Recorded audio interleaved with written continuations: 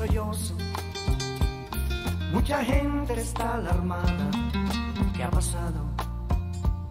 Se preguntan, ¿qué ha pasado en el mundo?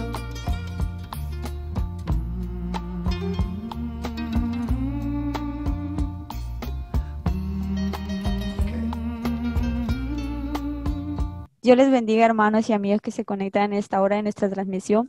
Recibamos muchas bendiciones de parte de nuestros pastores y de su iglesia Monte de Sion. Y hoy continuamos con nuestra serie, las 7 iglesias del Apocalipsis, y hoy tenemos la segunda parte de la iglesia de Filadelfia. Y para ello tenemos al pastor Jorge Trejo. Dios le bendiga, pastor, ¿cómo está? Amén, hermana Zulma, Dios le bendiga a usted y al pastor, su familia, igualmente a todos los hermanos que ya están conectados y a los que posteriormente verán el programa en diferido. Para todos, Dios les bendiga. Amén, pastor. Bueno, pastor, antes de seguir, ¿puede dirigirnos, por favor, con una poderosa oración? Claro que sí. Padre nuestro que estás en el cielo, te damos gracias en este día por darnos, Señor, la oportunidad una vez más de congregarnos así a la distancia, de una manera virtual, con el propósito, Señor, de edificar nuestra vida cristiana a través de esta enseñanza. Glorifícate en la vida de cada persona y a la distancia, Señor, los que ya se disponen en sus hogares, no solamente a descansar, sino también a terminar este día de labores en la presencia de Dios y también con esta conferencia. Rogamos que su gracia y su bendición sea sobre sus hogares, sobre sus vidas. En esta noche nos des la inspiración, nos dé, Señor, la unción del Espíritu Santo para que tu palabra corra y el nombre del Señor sea glorificado. Háblanos a través de esta enseñanza, háblanos a través de tu Espíritu, Señor. Queremos oír, queremos que unjan nuestros oídos para que tu palabra sea bendición a nuestra vida en este día. Para la gloria de tu nombre, mi Señor, para el provecho y la edificación de nuestra vida cristiana. Amén. Amén, pastor. Bueno, pastor, vamos a compartir el enlace para que más personas puedan ser bendecidas con esta poderosa enseñanza. A ver, ahora seguramente le llegará, ahora se lo enviará. A ver. Okay. A ver. Recuerden, hermanos, también que pueden seguirnos en YouTube, en Instagram como Iglesia Monte de Sion, Martorell. Ahí estamos, tenemos nuestras enseñanzas. Si se ha perdido alguna, pues ahí la pueden encontrar en YouTube y compartir también ese enlace, ya que es de mucha bendición. Bueno, listo, pastor. Bueno, pastor, sin más dilación, le dejamos su tiempo, predíquenos. Gracias, hermana, muy amable, hermana Zulma. Dios la bendiga. Bien, mis amados hermanos y amigos, entonces una vez más reiniciamos la segunda parte de el mensaje a la iglesia en Filadelfia.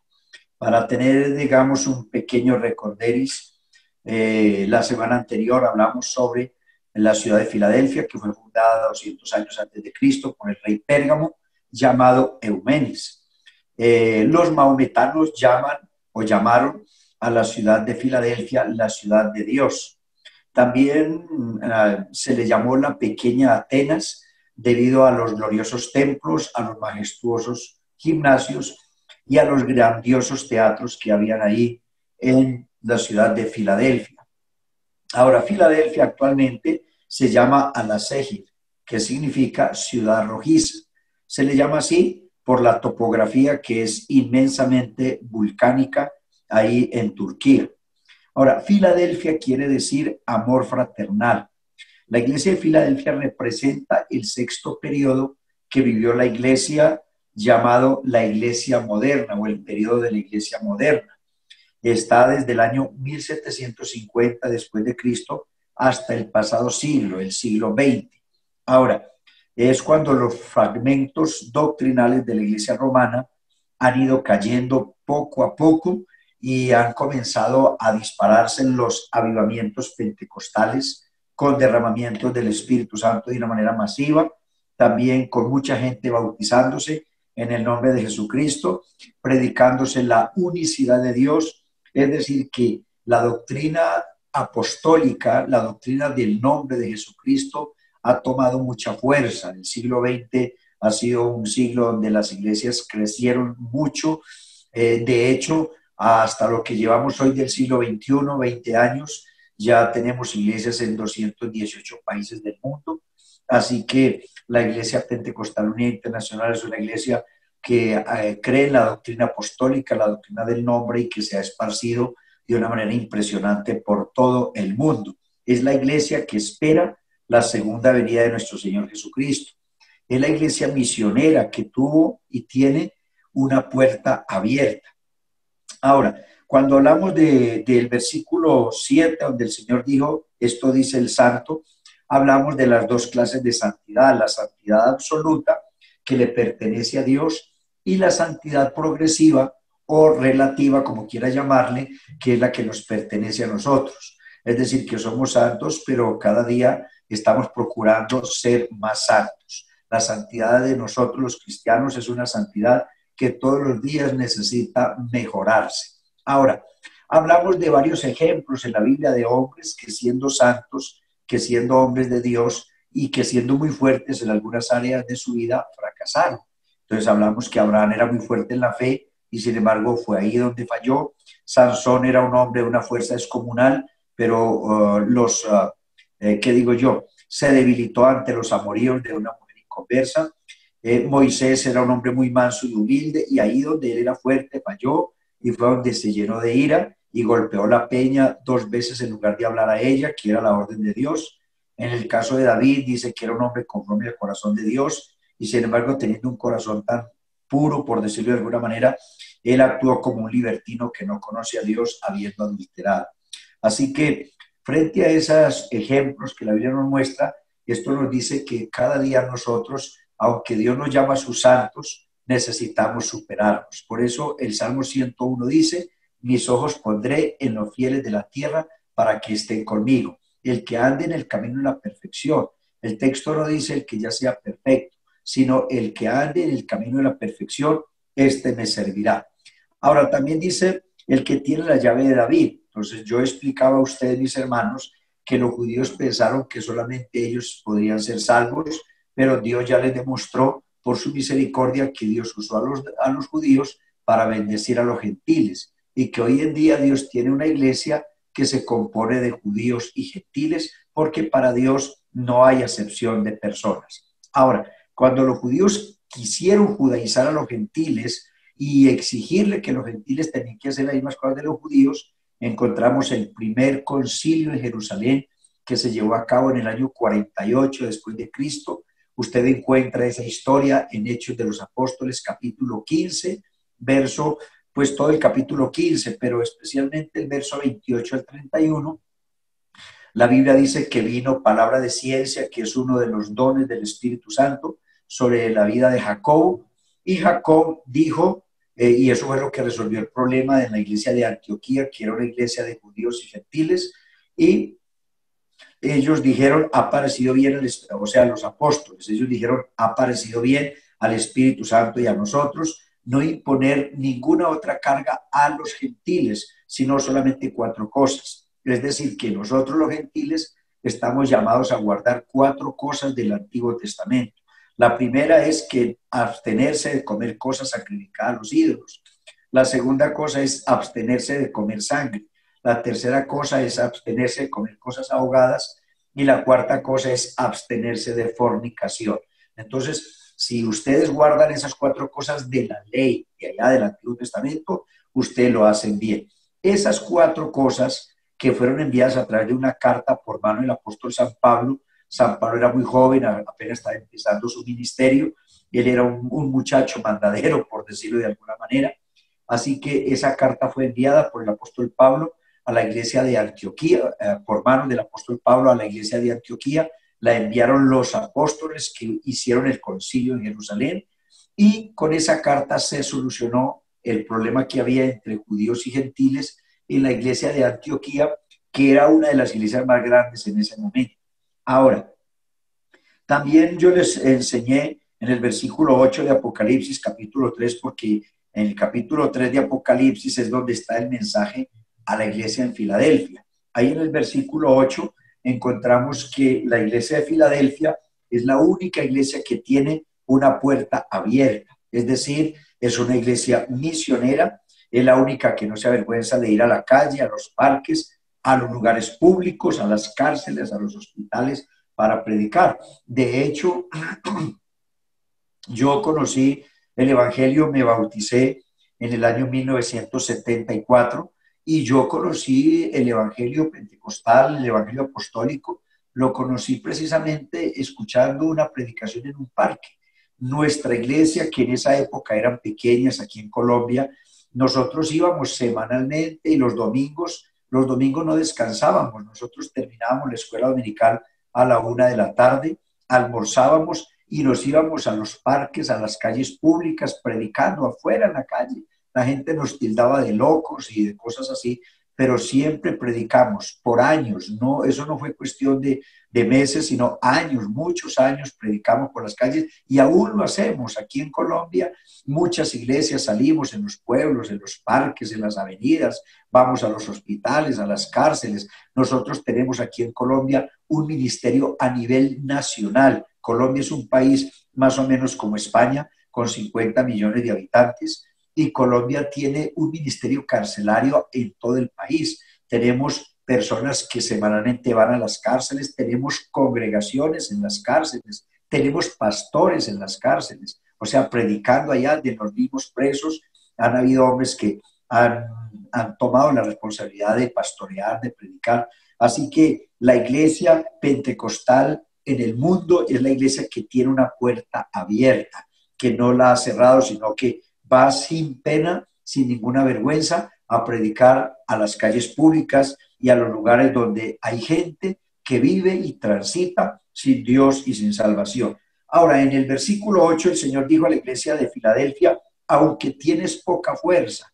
Entonces, ahí en el versículo 8, aunque tienes poca fuerza, has guardado mi palabra y no has negado mi nombre, dice el versículo 8 ahí de capítulo 3 de Apocalipsis. Eso nos enseña que aunque no tenemos influencias políticas, aunque el gobierno nunca ayuda a las iglesias cristianas con dinero, porque la iglesia ha hecho un trabajo muy grande sacando cantidad de personas de la drogadicción, del alcoholismo, de la vida de miseria, de la vida de pecado, y sin embargo el gobierno nunca reconoce eso. Los gobiernos en los países ayudan para otras entidades, menos para las iglesias cristianas. Pero con todo eso, aunque tenemos poca fuerza económica, aunque no tenemos un reconocimiento gubernamental, sin embargo, poco importa. Estamos llevando a cabo un ministerio y de tales sacrificios se agrada a Dios. Sin la ayuda de los gobiernos, la iglesia ha persistido por más de 2000 años, la iglesia ha permanecido y la iglesia va a seguir hasta el día en que el Señor la levante y la lleve a su reino. Así que el versículo 8, el Señor dijo, has guardado mi palabra y no has negado mi nombre. Es importante tener en cuenta que Dios en todas las iglesias de Asia Menor, en las 7 iglesias, ya estamos estudiando la 6ª, de manera que en estas 6 iglesias de Asia Menor que hemos estudiado en los capítulos 2 y 3 de Apocalipsis, en toda iglesia Dios siempre resalta la importancia de la doctrina del nombre de Jesús. Siempre Él está resaltando a la iglesia de que debemos de ser celosos, debemos de creer, debemos de enseñar, debemos de practicar la doctrina del nombre de Jesucristo. Has guardado mi palabra, dijo el Señor a la iglesia de Filadelfia, y no has negado mi nombre. ¿Por qué? Porque todo lo que hagamos hay que hacerlo en el nombre del Señor. La Biblia nos dice en San Lucas capítulo 24, verso 47, que se predicase en su nombre el arrepentimiento y el perdón de pecados, comenzando desde Jerusalén. Es decir, que el arrepentimiento se predica en el nombre de Jesucristo. En Hechos 2:38 encontramos que la gente hay que bautizarla en el nombre de Jesucristo.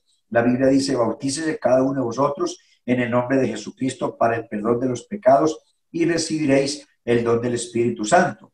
En San Marcos capítulo 16, verso 17, encontramos que hay que orar por los enfermos en el nombre de Jesús, porque Él dijo, en mi nombre echarán fuera demonios, hablarán nuevas lenguas, tomarán en la mano serpientes, si bebieren cosa mortífera no les hará daño, sobre los enfermos pondrán sus manos y ellos sanarán. Es más, San Pablo dice en Colosenses capítulo 3, verso 17, y todo lo que hacéis, sea de palabra o de hecho, hacedlo en el nombre del Señor Jesús. Así que todo lo que hagamos de palabra o de hecho, eso Eso incluye bautizar personas, eso incluye orar por enfermos, eso incluye vivir una vida cristiana. Todo lo que hagamos de palabra o de hecho, hay que hacerlo en el nombre del Señor. Ahora, hay una doctrina muy controvertida y es si la iglesia va a pasar por la gran tribulación. Algunos predicadores enseñan que la iglesia va a pasar por la gran tribulación. Si usted, hermano, es uno de ellos que cree así, yo no voy a entrar en conflicto con usted, pero firmemente yo no creo así. Y les voy a dar las razones. Yo estoy convencido que el Señor levantará su iglesia antes de la gran tribulación. Cuando vengan los 7 años de apostasía y de gran tribulación, cuando el anticristo, que es un líder político, reinará y hará lo que le da la gana en ese lapso de 7 años en todo el mundo, nosotros como iglesia no estaremos en la tierra. Ya habremos sido raptados, levantados para estar con el Señor en la voz del Cordero. Así que le voy a dar las razones por qué firmemente no creo que la iglesia va a pasar por la gran tribulación. Primero, la Biblia dice ahí mismo, en Apocalipsis 3:10, Dios le dijo a la iglesia de Filadelfia: por cuanto has guardado la palabra, yo también te guardaré de la hora de prueba que ha de venir sobre este mundo entero. ¿Cuál es la hora de prueba? ¿Cuál es el momento difícil que va a venir sobre este mundo? Pues la gran tribulación. Y el Señor ha dicho ahí a la iglesia de Filadelfia, que está representando la iglesia de hoy, está diciéndole Dios: por cuanto has guardado la palabra, yo te guardaré de la hora de prueba que ha de venir sobre este mundo.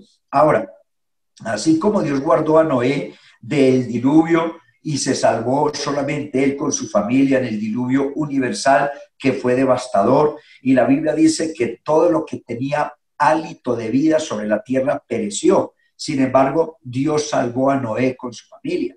Asimismo, Dios va a salvar la iglesia de esta hecatombe o de esta catástrofe universal que será el periodo de la gran tribulación.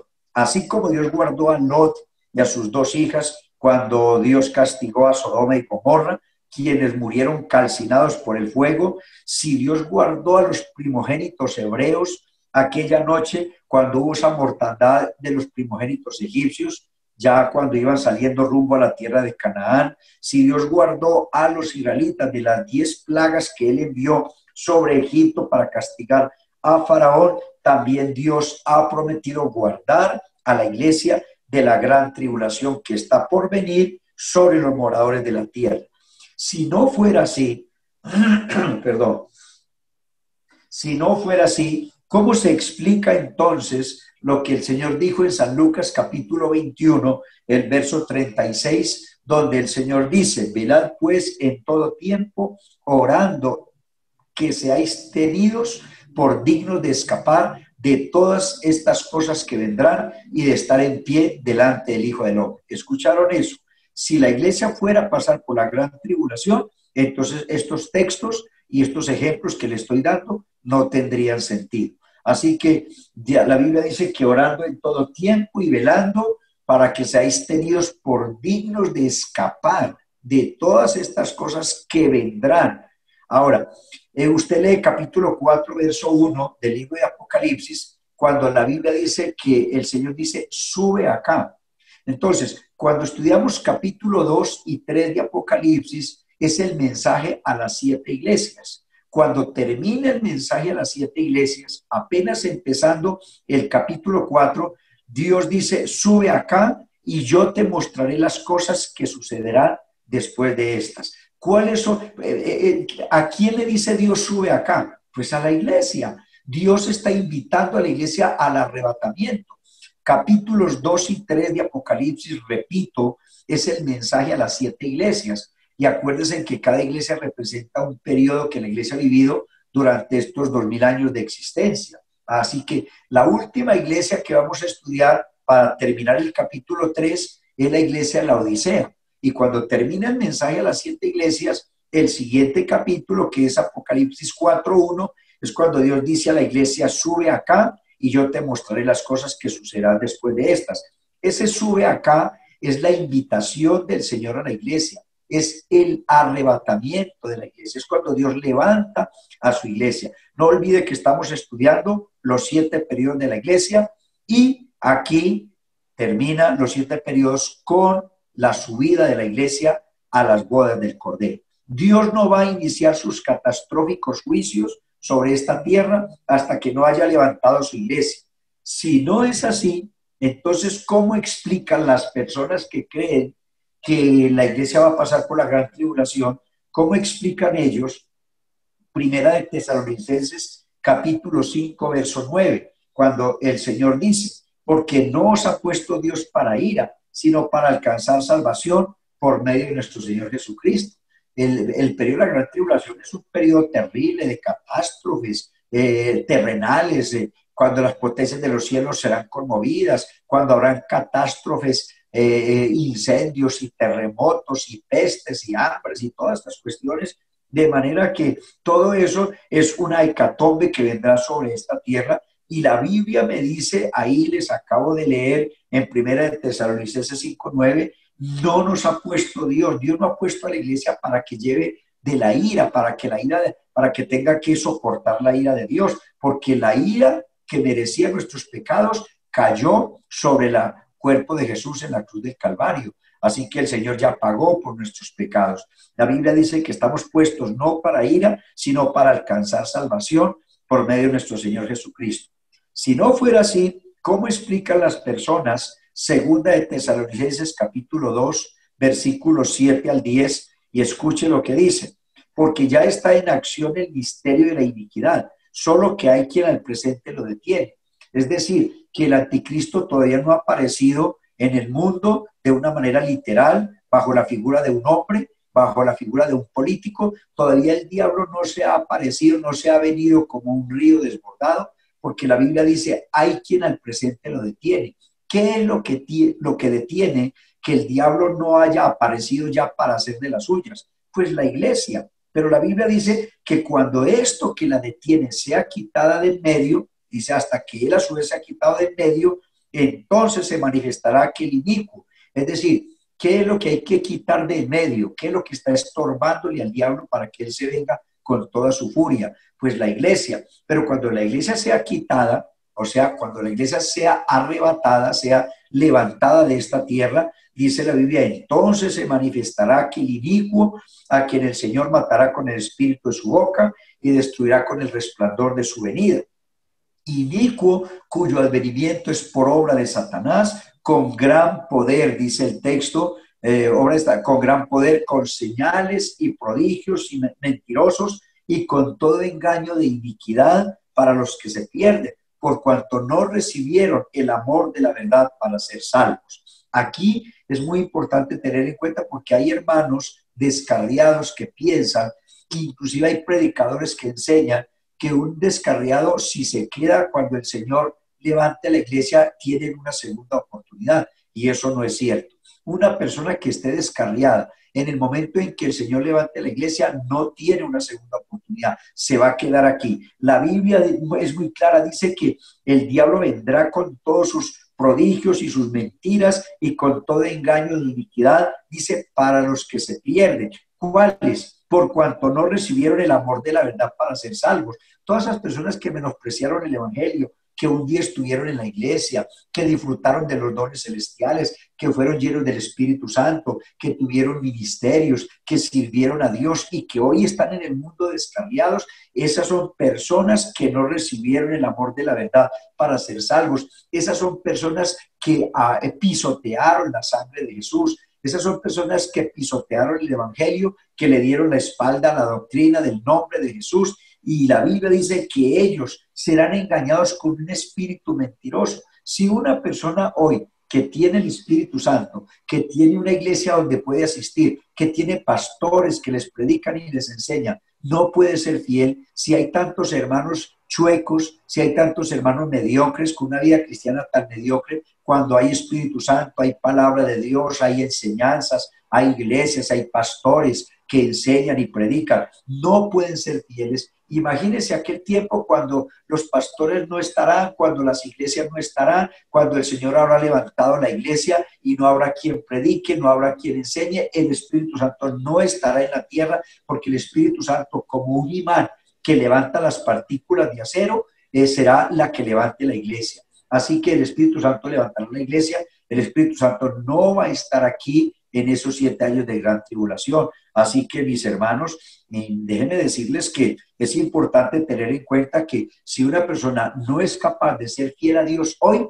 no lo será jamás. Porque hoy tenemos la ayuda del Espíritu Santo, todavía la gracia de Dios está aquí, todavía estamos bajo la dispensación de la gracia. Así que si una persona se aparta de la iglesia por cualquier tontería, por algo pequeño, porque no me saludaron, porque no me miraron, porque no me usaron en la iglesia, porque me regañaron, porque me pusieron en disciplina, por cosas pequeñas. Imagínense en esa época cuando el anticristo va a perseguir a los cristianos, volverán los tiempos de los Nerones, de los Hitler, volverán los tiempos de los emperadores malos que perseguirán a los cristianos y los matarán, y las iglesias, los templos van a quitarlos para predicación y van a poner comercio, van a poner tiendas y van a poner supermercados y van a poner otras cosas. Y entonces, de manera que si en esta época, cuando la gracia de Dios está con nosotros, no se puede ser fiel, mucho menos en esa época. Así que hay que ser fiel a Dios hasta que el Señor venga, y quítese de su cabeza, mi estimado hermano, si usted es uno de los que piensan que después del rapto de la iglesia hay una segunda oportunidad. Vamos a hablar de pronto en otra ocasión que Dios nos permita, porque cuando estudiamos los capítulos 4, 5, 6, especialmente el capítulo 6 y 7 de Apocalipsis, vamos a encontrar que ahí hay una oportunidad de salvación, pero para los gentiles, para personas que nunca han oído palabra de Dios, para las personas que en esa época nunca hayan escuchado el Evangelio, van a tener una oportunidad, pero los descarriados no tendrán una segunda oportunidad. Por eso la Biblia dice, hoy es el día de salvación. Así que tenga bien en cuenta que la gran tribulación es un periodo de prueba para los judíos. ¿Por qué? Porque fueron los judíos los que rechazaron al Mesías. San Juan 1:11 dice, a los suyos vino y los suyos no le recibieron, mas a todos los que le recibieron, a los que creen en su nombre, les dio potestad de ser llamados hijos de Dios. Así que como los judíos rechazaron al Señor, entonces Dios cerró esa puerta y abrió un paréntesis por 2000 años, que es lo que la Biblia llama la dispensación de la gracia. Así que cuando la dispensación de la gracia termine con el rapto de la iglesia, entonces Dios volverá sus ojos a los judíos, y entonces ahí la gran tribulación es un periodo de prueba para purificar a los judíos que lo rechazaron hace 2000 años cuando Él vino para morir en la cruz del Calvario. La gran tribulación es el cumplimiento de lo que dijo el Señor en Zacarías capítulo 13, verso 9. Zacarías fue un profeta que vivió 400 años antes del Señor Jesucristo. Y miren lo que dice Zacarías: meteré en el fuego, o sea, fuego habla de prueba, de tribulación, de dolor, de angustia. Meteré en el fuego a la tercera parte. Está hablándole a los judíos, no a nosotros los gentiles. Meteré en el fuego a la tercera parte y los fundiré como se funde la plata y los probaré como se prueba el oro. Entonces aquí está hablando de angustia, persecución para los judíos. Invocarán mi nombre en medio de su dolor, de su angustia, de la mortandad, de la persecución. Invocarán mi nombre y yo los oiré y les diré, pueblo mío, y ellos dirán, el Señor es mi Dios. O sea que cuando estén con la lengua afuera, perdónenme la expresión, cuando estén perseguidos y siendo matados como Hitler, que mató 6 millones de judíos, ellos van a clamar en su dolor, en su persecución, en su angustia, en sus catástrofes, y Dios los va a escuchar. Ahora, repito, la gran tribulación es un periodo de prueba para el pueblo judío. Lo que sucede es que como el estallido de una bomba produce sus ondas expansivas y afecta a muchos kilómetros a la distancia, asimismo la gran tribulación, aunque es una prueba para los judíos, tendrá un alcance que afectará a todas las naciones del mundo. Afectará a todo el globo terráqueo, a todo el mundo excepto la iglesia. ¿Por qué? ¿Por qué no va a afectar la iglesia? Porque para ese momento la iglesia no estará aquí en la tierra. La iglesia estará con el Señor en las bodas del Cordero. Así que después de ese desastre mundial que producirá la gran tribulación, entonces ahí sí vendrá el reino milenial de Cristo en la tierra. Es decir, que nosotros antes de la gran tribulación vamos a subir en el rapto de la iglesia, vamos a estar en las nubes con el Señor por 7 años, Ahí habrá un tribunal de Cristo, que es donde Dios va a dar la recompensa y los galardones a los cristianos, y vamos a estar en las bodas del Cordero, en la luna de miel con el Señor por 7 años. Y esos 7 años que estamos arriba en las nubes, el mundo estará sufriendo la peor crisis, la crisis más caótica de la historia, con el anticristo reinando en la tierra. Pero a los 7 años el Señor vendrá con su iglesia desde las nubes ya a la tierra. Capítulos 13 y 14 de Zacarías dicen que el Señor aparecerá con su iglesia y con los ángeles. Y dice que cuando Él venga de las nubes hasta aquí a la tierra, dice que sus montes se asentarán, sus pies, perdón, se asentarán en el monte de los olivos. Habrá un terremoto y el monte de los olivos se abrirá en dos y se hará un valle. Y ahí es cuando se cumple Apocalipsis 1:7, que la Biblia dice, y todo ojo le verá. En otras palabras, todas las cámaras de televisión, todo el internet, la fibra óptica, todos los medios más sofisticados de comunicación. Por eso es que el mundo se está preparando con ese G5 y ya están poniendo torres en todas partes, que es lo más avanzado en la tecnología. Entonces, hermano, cuando imagínense, mis hermanos, si un mundial de fútbol paraliza un mundo, paraliza un país, si yo desde Colombia puedo ver un partido en vivo y en directo allá en España, o puedo ver un partido de fútbol por allá en Europa, en Estados Unidos, puedo ver un partido en Asia, puedo estar a 50 horas en avión y no me importa, yo puedo ver en vivo y en directo un partido de fútbol. Aquel magno evento de la venida del Señor serán enfocados por la fibra óptica, por las cámaras de televisión, y todo el mundo verá aquel espectáculo impresionante, cuando el Señor aparecerá literalmente de una manera visible con la iglesia, con los ángeles.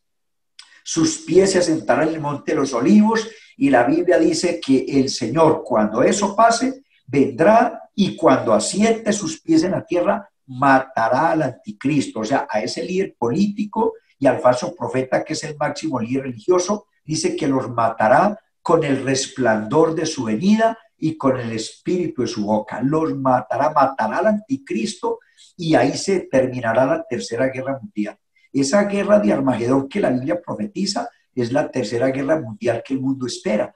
Y cuando eso suceda, entonces, mis hermanos, ahí se acabará la tercera guerra mundial, cuando el Señor mate al anticristo con el resplandor de su venida, con el espíritu de su boca, es decir, con su palabra, lo matará y establecerá el reino milenial. ¿Qué es eso? Es que el Señor va a vivir aquí en la tierra otra vez con nosotros, la iglesia, con los ángeles, por 1000 años aquí en la tierra.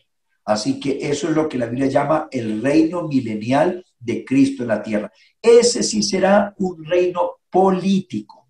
Ahora, es ahí cuando aparece la nación judía bajo la figura de una mujer vestida de sol. Cuando usted lee capítulo 12 de Apocalipsis, usted encuentra que hay una mujer vestida, dice, de sol, y con la luna debajo de sus pies. Dice Apocalipsis 12:1, ¿no? Dice que la luna debajo de sus pies. Dice que esa mujer tiene una corona. Esa corona que tiene esa mujer representa a los judíos victoriosos. Corona habla de rey, corona habla de reinar. Entonces, para ese día los judíos van a ser cabeza de naciones, los judíos van a terminar la gran tribulación y ahí van a ser victoriosos. Ahora, dice que esa mujer tiene 12 estrellas en la corona. Esas 12 estrellas representan las 12 tribus de la nación de Israel, porque Israel se compone de 12 tribus.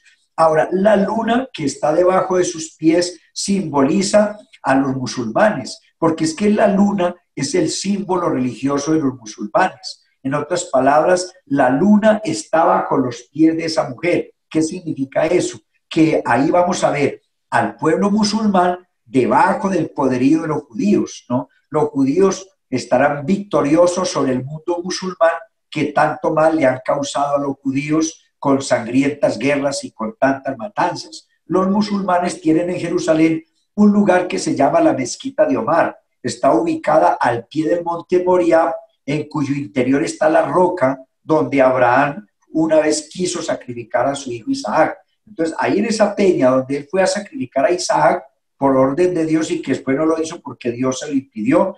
Ahí, sobre ese lugar, está la mezquita de Omar, que es el templo musulmán.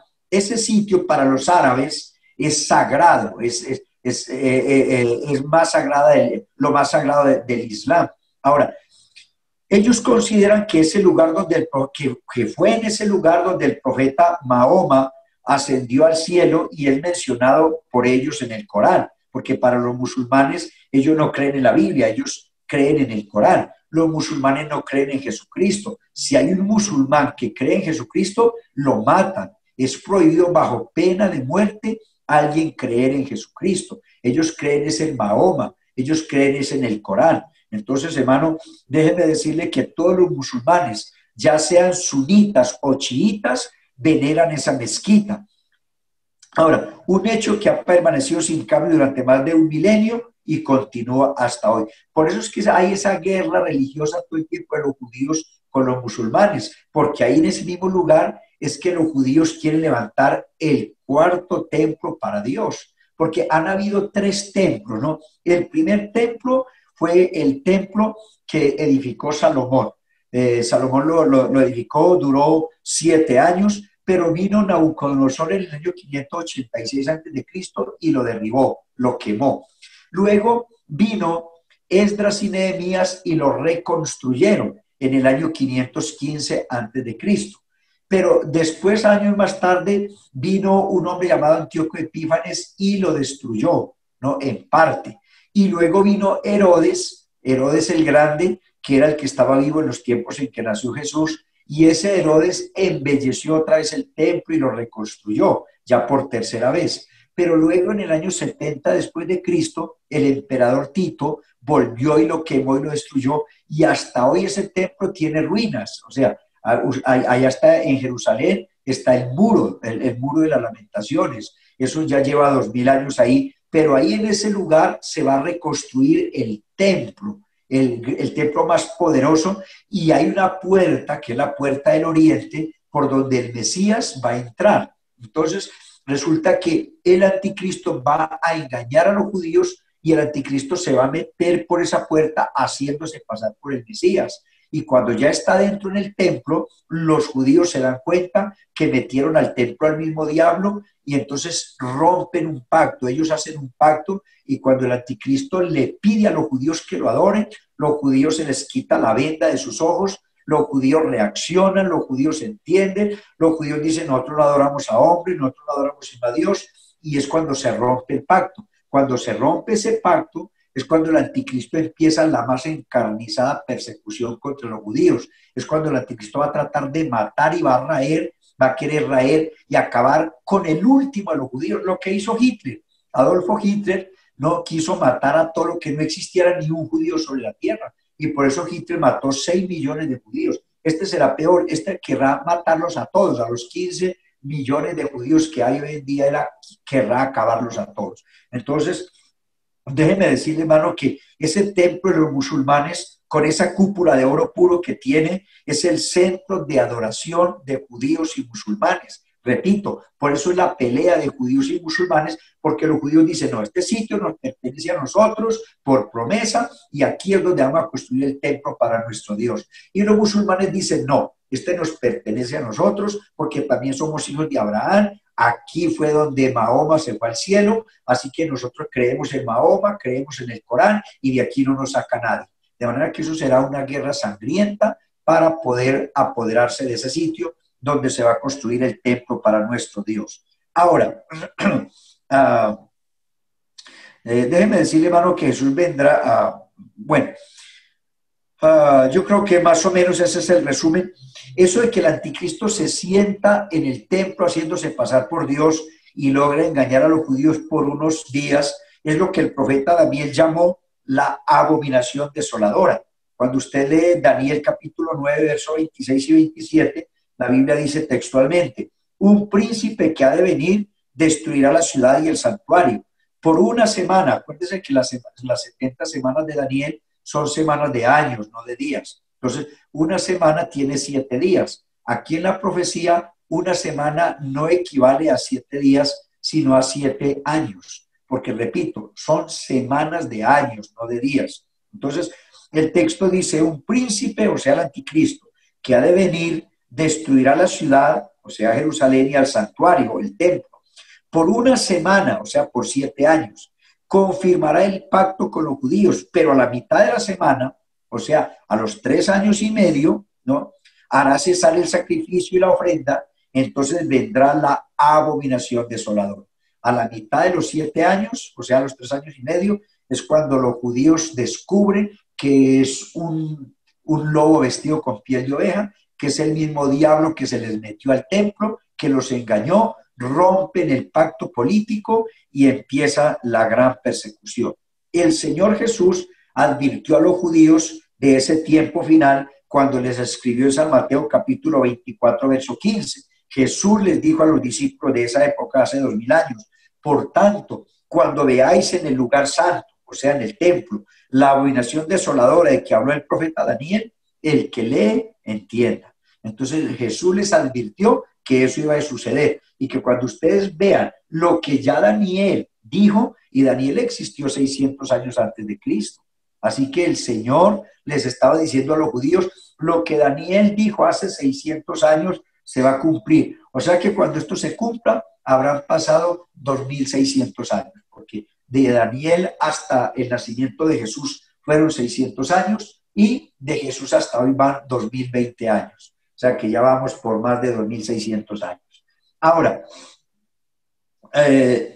la abominación desoladora es ese líder político, o sea, el anticristo. Muy bien, mis hermanos, entonces hay muchas cosas que yo quisiera compartir más con ustedes, pero el tiempo no nos permite. Déjenme llegar aquí con 3 cositas más para finalizar. El texto dice en el capítulo 3 de Apocalipsis, verso 2, al que venciere le haré columna en el templo de mi Dios. Esa promesa es tomada de la figura del tabernáculo que Moisés construyó en el desierto para morada de Dios. Ahí, cuando él hizo el tabernáculo en el desierto, el tabernáculo tenía 4 columnas de madera de acacia que eran forradas en oro puro. Entonces, sobre esas 4 columnas descansaba el velo que separaba el lugar santo del lugar santísimo. El lugar santo era el lugar donde ministraban los sacerdotes y el lugar santísimo era el lugar donde habitaba Dios.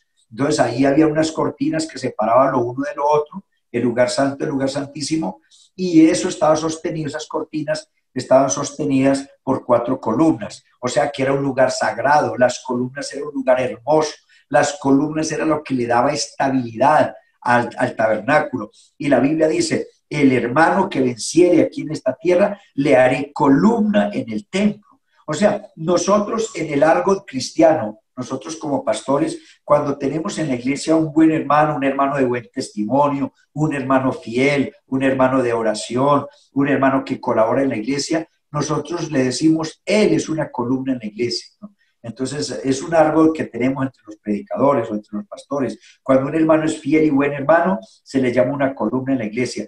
Dios está diciéndole a la iglesia que cuando estemos allá con él, nosotros seremos columnas, ¿no? Eso es una figura que Dios nos muestra a nosotros. Así que, hermanos queridos, ahora que seamos una columna de verdad hermosa, una columna fiel, una columna estable. Así que si no somos fieles y estables ahora en la iglesia, no podremos ser buenas columnas. Les animo para que sean fieles a Dios, fieles a su pastor, fieles a su iglesia, fieles a la doctrina, y si ustedes lo son, serán columnas para Dios. Y allá en la eternidad, ustedes serán columna. Le haré, al que venciere, le haré columna en el templo de mi Dios. Y el verso 12 dice, escribiré sobre él el nombre de mi Dios. ¿Qué quiere decir eso? El nombre de mi Dios era puesto sobre los hijos de Israel cuando eran presentados al Señor. Acuérdense que nosotros los cristianos no bautizamos los niños, nosotros presentamos a los niños, porque la orden de Dios desde el Antiguo Testamento es que los niños cuando nacen deben de ser presentados al Señor, no bautizados, porque el bautismo es para perdón de los pecados y un niño pequeñito no sabe qué es pecado. Así que los niños no se bautizan. Jesús se bautizó a los 30 años para darnos el ejemplo, no para pecado porque él no los tenía, pero para darnos el ejemplo.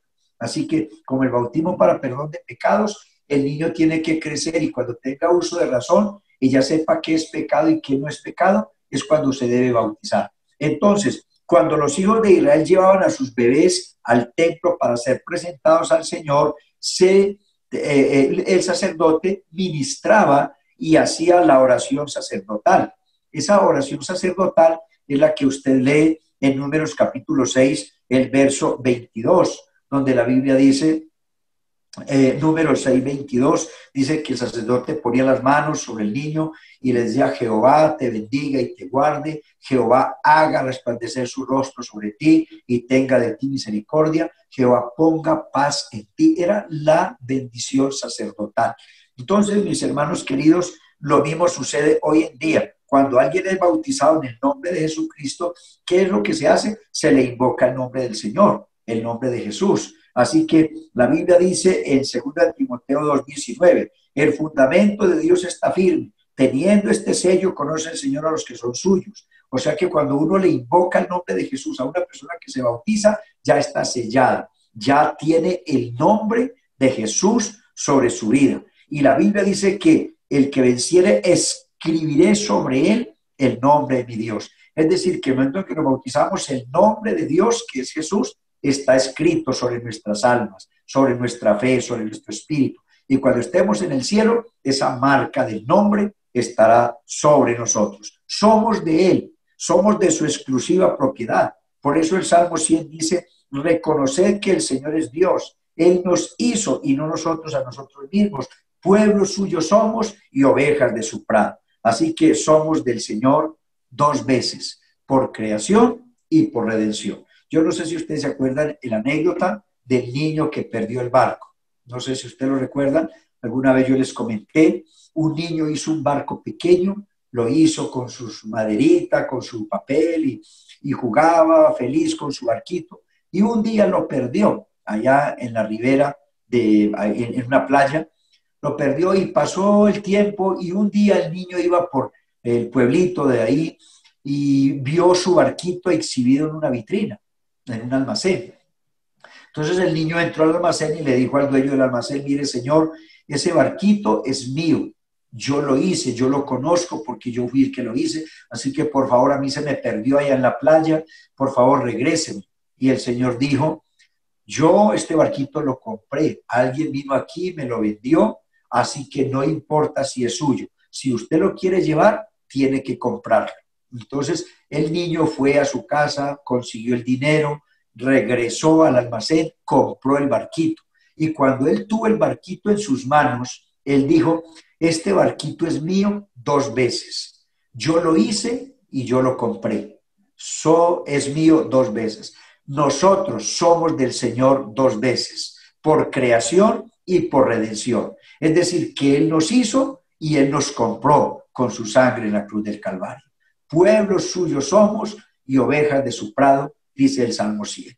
Que el Señor les bendiga, mis estimados hermanos. Ha sido un placer compartir con ustedes esta enseñanza. Si el Señor nos presta la vida, en el próximo estudio ya entraremos a hablar de la última de las 7 iglesias de Asia Menor, que es la iglesia de la Odisea. Es la iglesia de la tibieza espiritual y es la iglesia que representa a los cristianos del siglo XX y del siglo XXI especialmente. Entonces, hermano, amén. El Señor le bendiga. Amén, amén, pastor. Gracias por ese mensaje, pastor, que nos quedaba la vez pasada de esta iglesia. Ya habíamos hecho la primera parte y esta era la parte final. Pero, pastor, nos llegan preguntas de WhatsApp y dice: pastor, en Deuteronomio capítulo 6, Dios manda que se repita la palabra a los hijos, pero en el libro de Jueces vemos que se levantó una generación que no conocen de Dios. ¿Qué palabras daría usted a los padres que escuchan este mensaje? Exactamente lo mismo. Tenemos una responsabilidad delante de Dios, una responsabilidad moral. Uno de los pecados más grandes de Israel fue precisamente eso, que la nueva generación que se levantó en el desierto, muchos no fueron enseñados por sus padres. Sus padres dejaron la iglesia a un lado. Bueno, en ese tiempo no había iglesia, estoy hablando de una manera figurativa. Dejaron las leyes de Dios a un lado y como no enseñaron la palabra de Dios, porque es que el Señor dijo a todo Israel: oye Israel, el Señor nuestro Dios, el Señor uno es. Y amarás al Señor tu Dios con todo tu corazón, con toda tu mente, con todas tus fuerzas, ¿no? Y estas palabras que yo te hablo hoy, las dirás a tus hijos estando en tu casa, al ir por el camino, al acostarse, al levantarse, las repetirás, de manera que de generación en generación los padres tienen la responsabilidad de enseñar a sus hijos la doctrina de la salvación, la doctrina del nombre del Señor. Y la generación fue pasando y se fueron olvidando. Y esa es la razón que hayan tantas generaciones y tantos hijos descarriados, envueltos en la drogadicción, en el alcoholismo. ¿Por qué? Cantidad de hombres homosexuales, mujeres lesbianas y cosas así. Sencillamente, ¿por qué? Porque se levantaron en un hogar donde nunca oyeron palabra de Dios, donde los papás no se preocuparon y se preocuparon por enseñar a los hijos, por darles universidad, por darles comida, darles ropa. Pero por eso es que los papás en la Biblia somos los sacerdotes en la familia. Y nuestros hijos necesitan más que comida, más que universidad, más que ropa. Todo eso es importante. El papá tiene que proveer para sus hijos el estudio, la comida, la ropa. Pero más que eso, los padres como sacerdotes en la familia somos responsables de enseñar a nuestros hijos las grandes verdades bíblicas. Enseñar a nuestros hijos desde, no grandes, porque árbol que nace torcido, es un dicho en Colombia, no se endereza jamás. Entonces, un árbol que de pequeño nace torcido y nadie lo enderezó, creció torcido. Si usted deja a su niño que de pequeño crezca con malos hábitos, con malas mañas, con vicios, cuando esté grande, pues va a ser un árbol torcido, va a ser una persona con malos hábitos. A los niños hay que desde pequeños enseñarles los valores morales y los valores espirituales. Y ahí es donde muchos padres han fallado en enseñar a sus hijos el camino de Dios. Así que hay que ser muy cuidadoso y Dios nos enseña que nosotros, generación tras generación, tenemos que enseñar. Yo debo enseñar a mis hijos y debo enseñar a mis nietos hasta donde pueda, aunque son mis hijos los que tienen que enseñar a sus hijos, pero yo como abuelo debo de enseñar a mi hijo hasta la tercera y cuarta generación, hasta donde me alcance. Amén, entonces, pastor. O sea que Dios va a pedir cuenta a los padres de lo que le enseñaron a los hijos, ¿no? Podría decir. Ajá. Amén. Claro que sí. El Señor dice en la Biblia en Ezequiel que si una persona se pierde, se va al infierno, se condena, dice que esa persona se condenará por sus pecados, pero yo demandaré la sangre de vosotros. Entonces, somos responsables por las personas que se pierden. Por eso, nuestro trabajo todo el tiempo tiene que ser el de evangelizar. Y antes que evangelizar a un compañero de trabajo, de estudio, primero está nuestra familia. Es lo que alguna vez yo les dije a ustedes. Noé, en 120 años que duró haciendo el arca, no ganó ni una sola persona, pero Noé se ganó a la familia. Todos sus hijos y su esposa entraron al arca de Noé, 8 personas. Así que si usted puede salvar, así sea, a su familia, habrá hecho un gran trabajo. Y nuestro gran desafío es ese, salvar a nuestra propia familia. Amén, amén. Y muchas veces quizás es difícil porque son los primeros que se oponen, cuando más que nada cuando no están de acuerdo, se podría decir. Pero creo que no es imposible lo que usted dice. Claro, pues el Señor mismo dijo que los enemigos de vuestra propia vida son los de la propia casa. A veces es difícil y a veces la esposa se convierte en un tropiezo para el esposo o viceversa, el esposo para la esposa, a veces los padres para los hijos o los hijos para los padres, pero eso no es una excusa para no hacer el trabajo. El trabajo hay que hacerlo hasta donde más podamos. Que si mañana o pasado mañana uno de nuestros familiares se pierde, no sea nuestra responsabilidad. Que nos quede la tranquilidad espiritual, que hicimos el trabajo, que evangelizamos, que oramos por ellos, que les hablamos de Dios, que les insistimos, pero que ellos fueron reacios, ya ellos tendrán que darle cuenta a Dios, pero nosotros habremos salvado nuestra responsabilidad con Dios. Amén, amén, pastor. Bueno, pastor, nos llega otra pregunta. Dice, pastor, hay iglesias que bautizan en los títulos y al final también invocan el nombre de Jesús. ¿Eso es correcto? Eso es la figura más incoherente. Yo jamás voy a entender cómo es que los trinitarios usan, y siendo muy respetuoso con los trinitarios, si algún trinitario me está oyendo, que el Señor lo bendiga, lo aprecio, déjeme darle un abrazo a la distancia, un abrazo virtual. Entonces, Nosotros no pretendemos ofender a las personas, no rechazamos las personas, pero sí rechazamos las doctrinas falsas. Entonces, yo no puedo entender que una persona use el nombre de Jesús para todo, menos para el bautismo. Si hay personas que oran en el nombre de Jesús por los enfermos, oran en el nombre de Jesús por un endemoniado, oran en el nombre de Jesús para sus negocios, ¿por qué para bautizarse no usan el nombre de Jesús? ¿Por qué lo hacen en el nombre de los títulos? Entonces ahí hay una figura incongruente. No tiene sentido que yo crea en el nombre de Jesús para orar por necesidades, por problemas, por enfermos, y no crea en el nombre de Jesús para bautizarme. Y la Biblia dice en Colosenses 3:17, todo lo que hacéis, sea de palabra o de hecho, hacedlo en el nombre del Señor Jesús. Así que todo lo que digamos o hagamos, hay que hacerlo en el nombre de Jesús. Eso incluye el bautismo, porque la Biblia dice, bautícese cada uno de nosotros en el nombre de Jesucristo. Cuando el Señor le dijo a los apóstoles, id y haced discípulos a todas las naciones, bautizándoles en el nombre del Padre, del Hijo y del Espíritu Santo, observen bien, les estoy citando San Mateo 28:19. Jesús dijo a los apóstoles, id a todas las naciones y haced discípulos, bautizándoles en el nombre del Padre y del Hijo y del Espíritu Santo. Entonces, observe bien, Dios les dijo, bautíceles en el nombre. Él no dijo en los nombres, Él no habló en plural. Él dijo en el nombre del Padre y del Hijo y del Espíritu Santo. Ahora, ¿cuál es el nombre del Padre? ¿Cuál es el nombre del Hijo? ¿Cuál es el nombre del Espíritu Santo? Porque tiene que ser en el nombre. Si yo bautizo a una persona en el nombre del Padre, Padre no es un nombre, Padre es un título. Yo soy padre porque yo tengo 2 hijos, pero yo no me llamo padre, yo llamo Jorge. Yo soy hijo porque tengo mis padres o tuve mis padres, pero yo no me llamo hijo, ¿no? Yo soy esposo porque tengo mi esposa, pero yo no me llamo esposo. Entonces, mire, yo soy padre, hijo y esposo, pero esos son títulos. Yo tengo un nombre y cuando yo voy a firmar un documento, yo no puedo poner mis títulos. Yo no puedo poner ahí pastor o padre o hijo, yo tengo que poner mi nombre porque mi nombre es lo que identifica a la persona. Cuando yo voy a bautizar a una persona, el Señor me mandó que cuando lo bauticen, bautícelo en el nombre del Padre. Y como Padre no es un nombre, sino un título, yo tengo que buscar cuál es el nombre del Padre y bautizar a esa persona en el nombre del Padre. Entonces, como el nombre del Padre es Jesús, yo tengo que bautizar a esa persona en el nombre de Jesús. Ahora, Amén, amén. Hechos 2:16 dice, levántate y bautízate y lava tus pecados invocando su nombre. No dice sus títulos.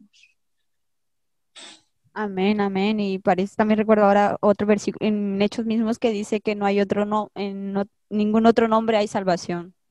Ok, dice Hechos 4:12, ¿no? En ningún otro hay salvación porque no hay otro nombre debajo del cielo dado a los hombres en el cual podamos ser salvos, sino el nombre de Jesús. Amén, amén. Lo importante que es el nombre. Por eso les dije ahora en la enseñanza que en todas las 7 iglesias Dios siempre elogia a estas 7 iglesias porque has guardado mi nombre, porque no has negado mi nombre, porque has trabajado por causa de mi nombre.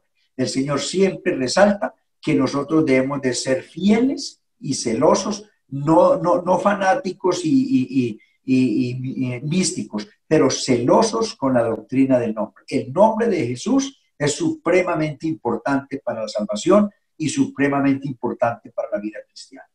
Demasiado importante. Amén, amén. Así como todos nosotros, sin el nombre hay muchas cosas que, si no tenemos un nombre, como usted decía, hay cosas que no podemos hacer en lo secular. Amén.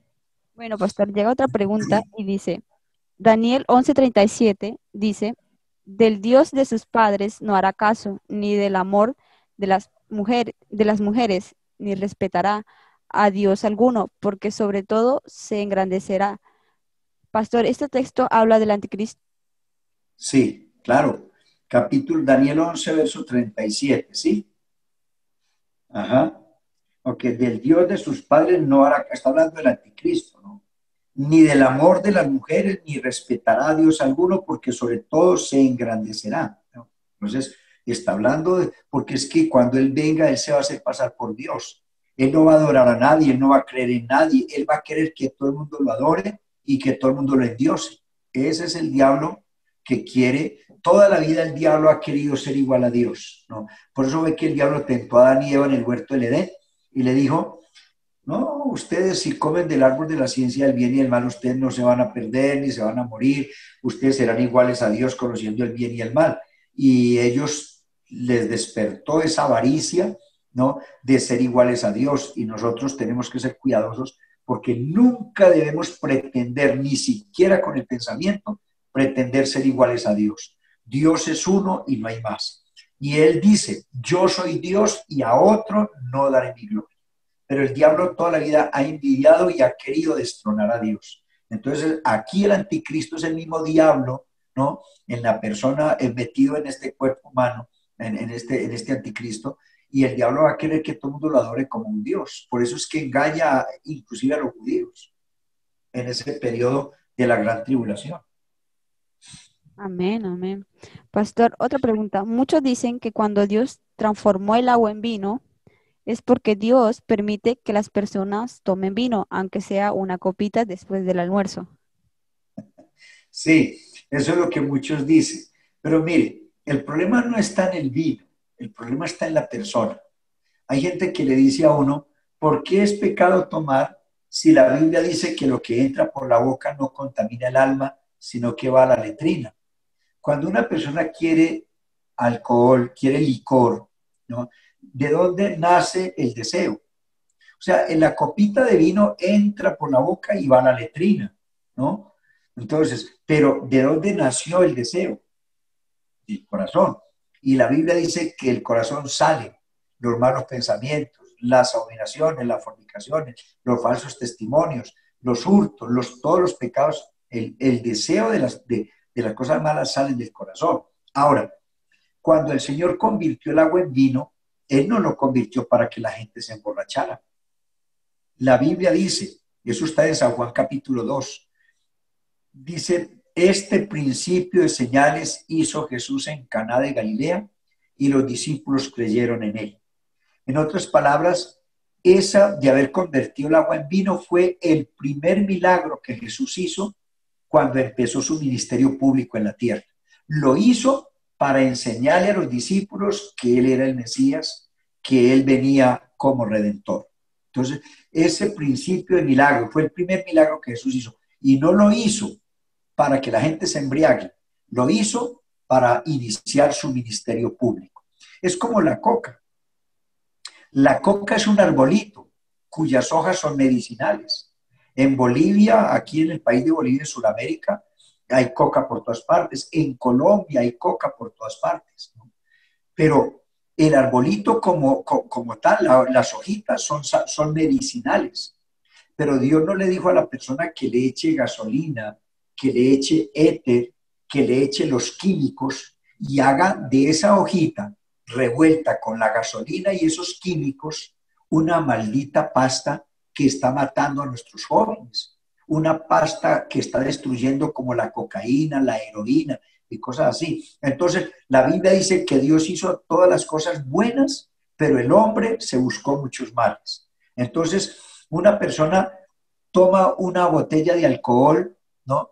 De whisky o lo que sea, y va a usar eso como argumento, ¿no? No es que el Señor fue el que creó el vino, entonces ¿por qué va a ser pecado? Para embriagarse. El problema no está en Dios, ni en que Él haya convertido el agua en vino. El problema está en que la gente usa esas cosas para su propio mal.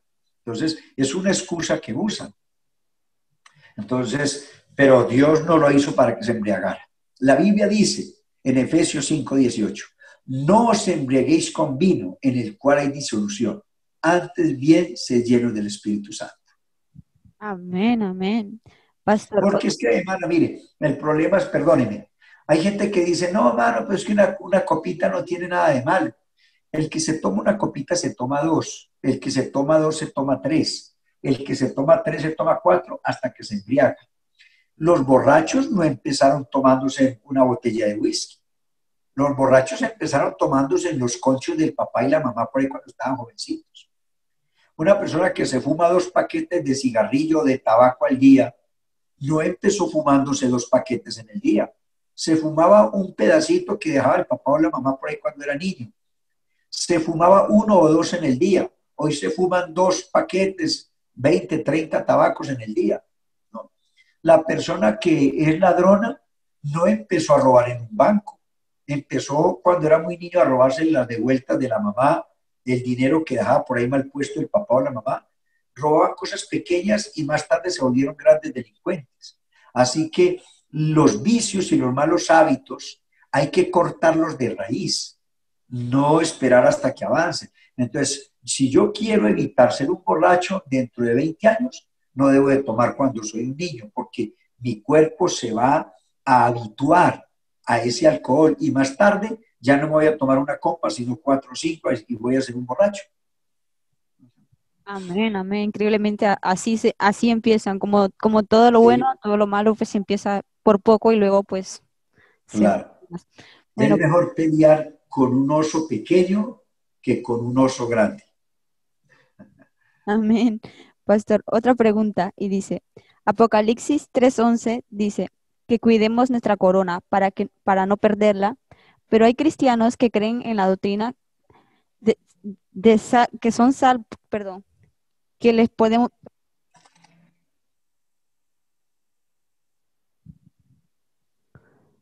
Un momento, pastor, ahora que la he perdido. Se me ha ido.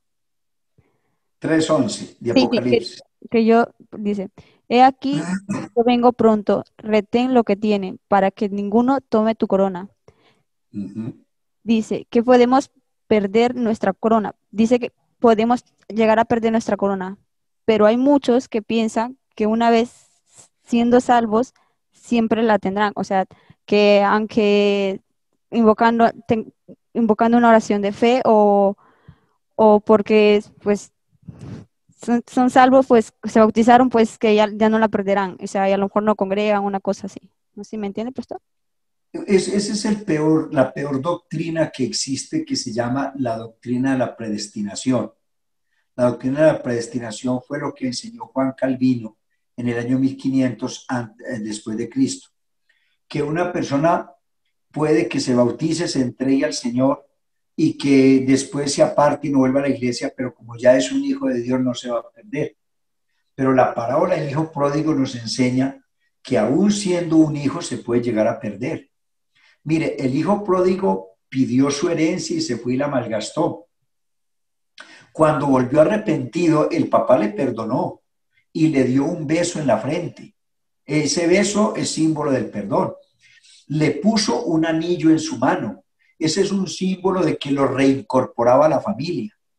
Y luego le dio un vestido nuevo y un calzado en sus pies. Así que el hijo pródigo, que se descarrió, que se descuidó en su vida espiritual, que malgastó su herencia, volvió y fue recibido, pero mire que ya no tenía sino un solo vestido nuevo, un solo par de zapatos, un anillo y un beso del perdón, pero no tenía herencia.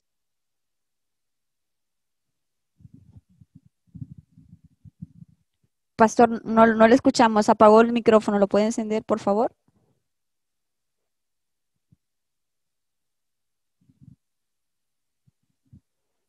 No le escuchamos, pastor.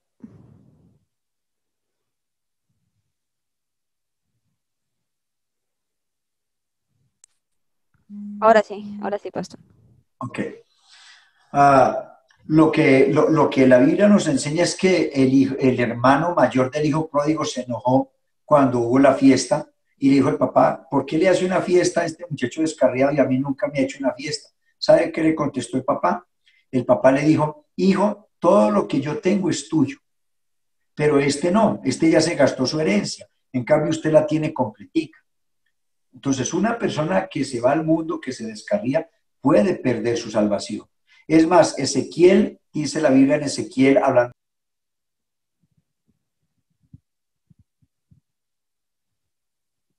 ¿Se le fue el pastor? Bueno, el pastor creo que habrá tenido algún inconveniente, pero ahora se conectará con nosotros. Habrá pasado alguna llamada seguramente. Pero bueno, hermanos, recuerden también que esta enseñanza es de mucha bendición para todos y que pueden hacer sus preguntas, poner sus peticiones de oración. que es para... ¿Ahora sí, pastor? Sí, por favor. Vale, Qué ahora. pena con ustedes, mis hermanos. Entonces, mis hermanos, lo que estamos diciendo es que el Señor dijo a los atalayas, hablando en Ezequiel, Dios le dijo que si una persona viene al Señor, palabras más, palabras menos, todos sus pecados son perdonados y son echados a lo profundo del mar. Pero si una persona se aparta y vuelve a las cosas del mundo, dice que su vida de cristiana que tuvo antes no le será tomada en cuenta. En otras palabras, toda su vida pecaminosa volverá, ¿no? Volverá y resucitará el sumario y tendrá que estar delante de Dios para recibir un juicio. Entonces, cuando el Señor dijo, retén lo que tienes para que ninguno tome tu corona, lo que la Biblia está diciendo es que una persona teniendo la corona, teniendo la salvación, teniendo los galardones, puede llegar a perderlo todo si se descuida. Cuando el texto dice, retenga lo que tienes para que otro no se lo quite, lo que está diciendo es que hay que tener cuidado con las bendiciones que Dios nos ha dado y con la salvación que el Señor nos ha dado. Porque eso es como cuando uno le da un regalo a una persona y la persona dice, no, yo no quiero eso. Entonces, ¿qué hace uno? Se lo da a otra persona que agradezca. Entonces, si una persona rechaza las bendiciones de Dios y la salvación, pues el Señor simplemente...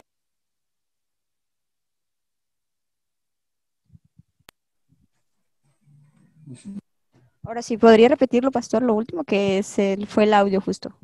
Sí, que cuando la persona, digamos, rechaza, cuando uno le da un regalo a una persona y la persona lo rechaza, pues ¿qué hace uno? Se lo quita y se lo da a otro, ¿no? Entonces, Dios, si alguien rechaza la salvación, simplemente se la da a otro. Sí hay el peligro de perder lo que un día recibió, si no lo cuida. Amén, amén. Lo importante que es cuidar lo más importante, la salvación, lo que usted dice, pastor. Ajá, Y que podemos correcto. llegar a perderlo, incluso pensando y siendo bautizados en el nombre, estando en la doctrina correcta. Ajá, eso es. Bueno, pastor, otra pregunta. Pastor, muchos pastores están adulterando la palabra de Dios. ¿Qué va a pasar con estos pastores y sus congregaciones? Bueno, Dios en su misericordia, el que es de Dios, permanece. Si hay un pastor que está adulterando las escrituras y una persona de esa congregación es fiel a Dios, Dios mismo se encargará de sacarlo de ahí. Dios usará algún instrumento, alguna situación en su vida, alguna persona, y Dios lo llevará a otro lugar donde la persona pueda edificar su vida cristiana. Y los pastores que adulteren la palabra, la Biblia dice, ay del que le quita o le pone a las palabras de esta profecía, porque también las plagas que están ahí serán sobre esa persona.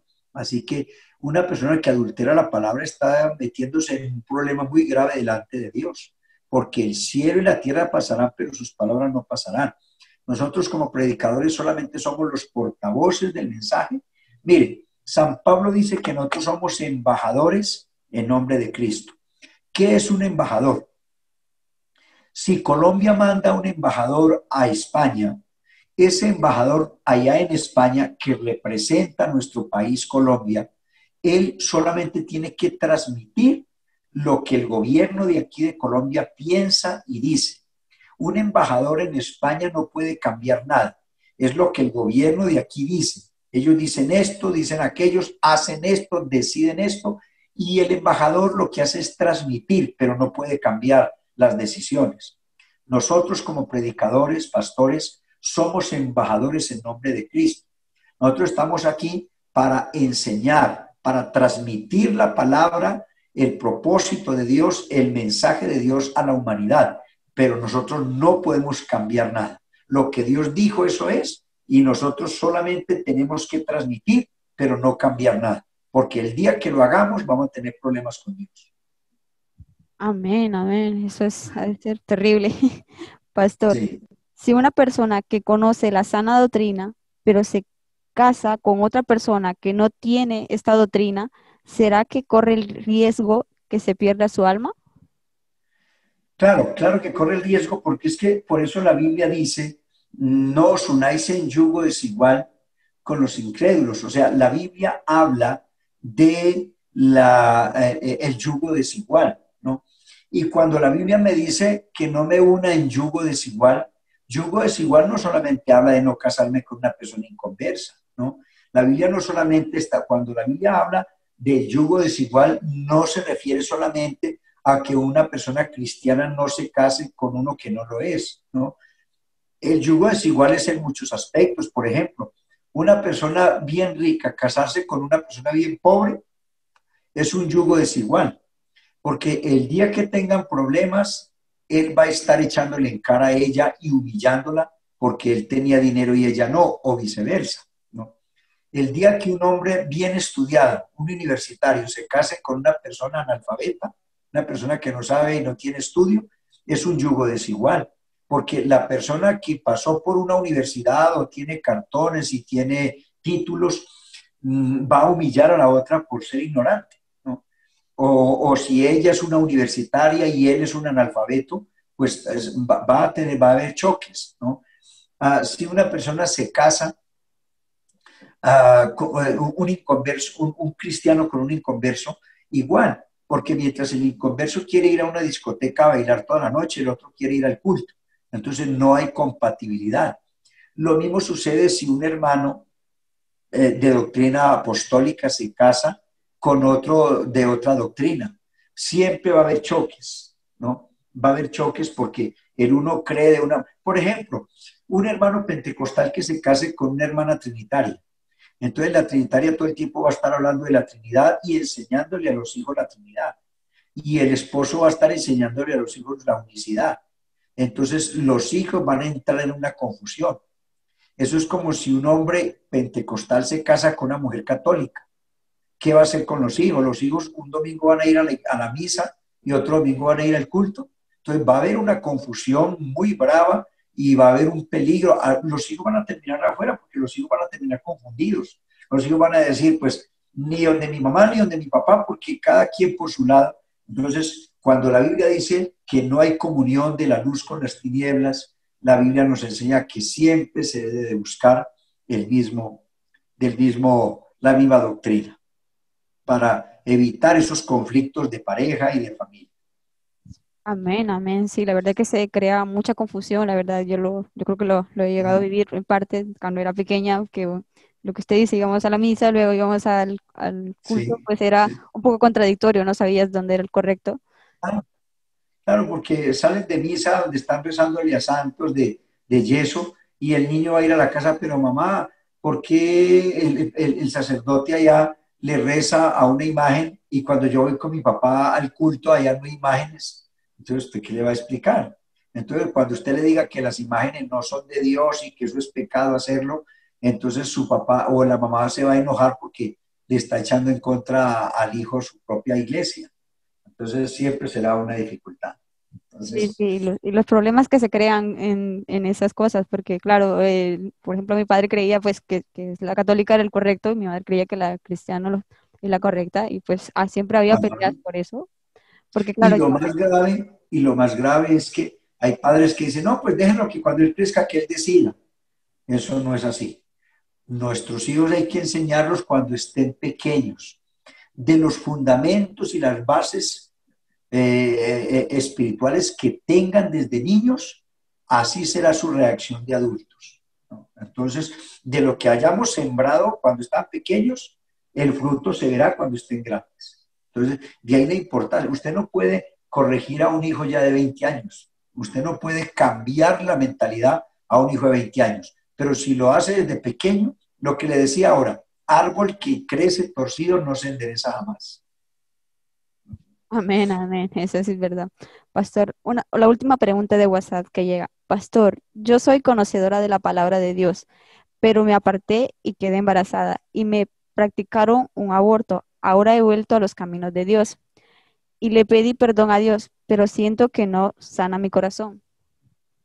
Ok, el problema es que tiene que tener cuidado, estimada hermana que me escucha, tiene que ser cuidadosa, que los sentimientos no le roben la bendición de Dios. Una cosa son los sentimientos y otra cosa es la promesa de Dios. Si usted en su vida en que se apartó del Señor tuvo un hijo y lo perdió, y usted sabe que un aborto es grave ante Dios, pero usted lo hizo en un tiempo cuando estaba fuera de los caminos del Señor. Ahora usted volvió a la iglesia, volvió a los pies del Señor. es consciente de que cometió un error, que pecó contra Dios, ya se arrepintió, ya le pidió perdón a Dios, usted tiene que tener confianza que el Señor ya perdonó. Usted tiene que meter en su mente y en su corazón que la sangre de Jesús le limpió nuevamente. Porque la Biblia dice en Primera de Juan, hijitos míos, estas cosas os escribo para que no pequéis. Pero si alguno hubiere pecado, abogado tenemos para con el Padre a Jesucristo el justo. Y Él es la propiciación, no solamente por nuestros pecados, no solamente por los pecados del mundo, sino también por nuestros pecados. Yo prediqué un mensaje hace poquito que está en YouTube, que titulé, ¿no?, el antídoto contra los pecados de la iglesia. O sea, yo no estoy hablando de los pecados del mundo, de la gente en la calle, estoy hablando de los pecados de la iglesia. La iglesia también peca, desafortunadamente, pero entonces tenemos en el Señor un abogado que intercede, que nos defiende. Y la Biblia dice, si 7 veces cae el justo, 7 veces el Señor lo levanta. Así que, hermana, no siga pensando que Dios no le ha perdonado. No, si usted se arrepintió sinceramente delante de Dios, si usted confesó su pecado a Dios, si a usted le dolió en su corazón haberlo hecho y no lo va a volver a hacer, usted está perdonada. Créame lo que el Señor ha perdonado. Lo más importante aquí es que su arrepentimiento haya sido sincero.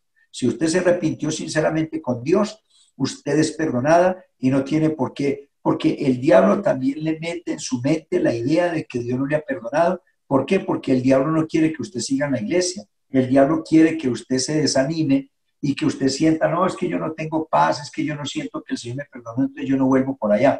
Eso es lo que el diablo quiere, que usted otra vez se aparte y no vuelva al Señor. Tiene que tener la confianza de que si usted está buscando a Dios, la sangre de Jesucristo le limpia de todo pecado. Amén, amén.